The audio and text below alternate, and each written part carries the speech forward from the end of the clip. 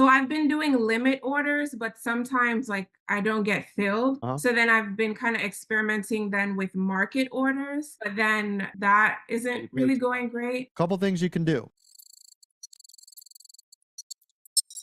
Number one, if this is the way that you're trading in there anyways, use Turbo Trader. Do you see it? Yes. If you use Turbo Trader and you go into your settings, and right here, if you have a buy customized with a limit offset, what it'll do is instead of missing it at that limit and then you got to try to chase it, this will go down to that nearest price. So it will grab it automatically. Okay. Okay. So you can have that. Use this. If that's the way you're going to trade, use that. Now, I only ever buy and sell on limit, which is a mid order, unless what, everybody? When's the only time I use market? Well, there's When two. you're trying to get a trade really quick. Shares, I will use market to buy, and shares, I'll use a stop, but I can also use shares as a market to sell. The reason is because it's like right to the penny, right? That isn't a big deal. But with options, the only time I use market ever is when I want to get out of the trade fast in a red losing trade. When I'm in a green winning trade, I always want to use limit because I will always get more money. Make sense?